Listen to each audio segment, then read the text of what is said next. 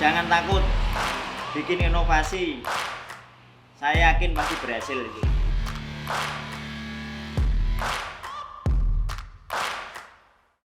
Perkenalkan, nama saya Rusmanto, produsen peti mati dari Jepara. Usaha mulai tahun 2000. Dulu ada inspirasi dari orang tua saya yang di desa itu. Ada orang membutuhkan peti, selalu nggak ada, dan orang kesusahan nggak ada. Terus orang tua saya nyawisin peti lah, bukan ngalup mati nggak, tapi nyawisin. Lalu ini saya kembangkan di Jepara ini supaya mencakup wilayah seluruh Indonesia. Kendala pertama adalah tenaga kerja. Soalnya di Jepara kebanyakan mebel. Untuk beralih ke tenaga ke peti mati harus ngajari mulai dari nol sampai bisa. Yang kedua masalah bahan baku. Bahan baku kalau peti mati membutuhkan kayu yang besar-besar, lain dengan mebel. Kalau mebel kan kayu kecil-kecil masuk. Khusus peti mati di atas 40, diameter di atas 40 cm baru bisa. Yang ketiga masalah finishing.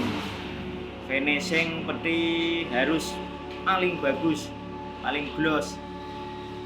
Soalnya ini untuk dipajang untuk orang terakhir yang disayangi. Ya, masalah pemasaran memang pertama ada kendala, soalnya harus punya kepercayaan dari rumah duka atau dari yayasan. Tapi setelah masuk satu, lama-kelamaan temannya bilangin, oh dari sana, dari Pak Rusmanto petinya bagus.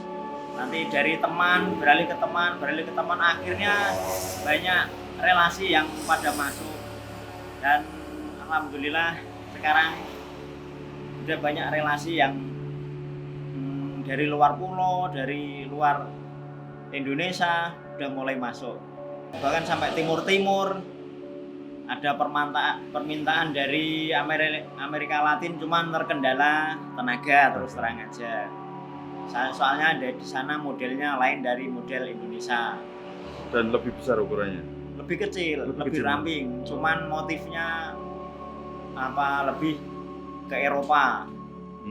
Dan grade-nya harus kayunya harus illegal logging itu yang bebas hama. Pokoknya grade A lah. Kalau untuk lokalan Indonesia kan biasa SNI masuk gitu ya. Itu. Kalau sampai ketemu buyer yang di Surabaya Mas ceritanya? Ceritanya ya dari teman lah, ibaratnya dari teman dibilangin sana ada pembukaan rumah duka baru, terus saya bikin proposal masuk, disuruh bikin sampel oke deal, lalu disuruh order dan berjalan sampai sekarang. Rata-rata pengiriman seminggu berapa? Pengiriman rata-rata 2 minggu sekali, 1 truk. 1 truk itu berapa peti? Sekitar 25 sampai 30 peti, tergantung modelnya. Kalau jadwal sekarang ya sudah per minggu harus kirim. Soalnya relasi banyak, menyesuaikan jadwalnya. Sekarang sudah punya buyer berapa Mas selain dia yang Surabaya itu? Alhamdulillah bayarnya sekarang ada 7. Ya. Untuk tenaga kerja sekarang berapa orang? Tenaga kerja alhamdulillah ada 15. Ya. Komposisinya mungkin dari tukang kayunya berapa? Ya, tukang kayu ada 3, tukang finishing ada 3, terus yang bagian ngukir ada 3, terus bagian ngamplas perempuan itu yang ikut sekitar ada 6 sampai 7. Ya, target saya memperluas pasar untuk pasar luar negeri yang belum tergarap.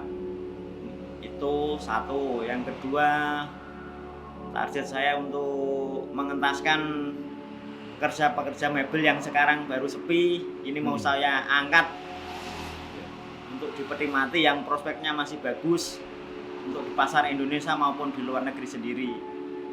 Semoga ini menjadi momentum bagi pengusaha peti untuk bangkit, untuk persaingan bisnis. Kayaknya biasalah yang namanya bisnis ya ada naik, ada kendalanya, entah itu persaingan harga, persaingan tenaga kerja, atau persaingan bahan baku. Kalau kita nggak maju lebih dulu, didahuluin orang, atau kita ngasih upah tenaga kurang dikit, dinaikin orang. Kita harus kompetitif soal persaingan. Ini memang bisnis itu persaingan banyak, tapi kita tetap konsisten pada pendirian kita. Tujuannya kita adalah majukan perusahaan ini dengan baik sesuai UMK di daerahnya masing-masing. Berarti gaji udah UMK, Mas? Gaji sudah UMK, justru malah melebihi untuk peti mati, lebih dari UMK. Berarti lebih mensejahterakan ya? Ya.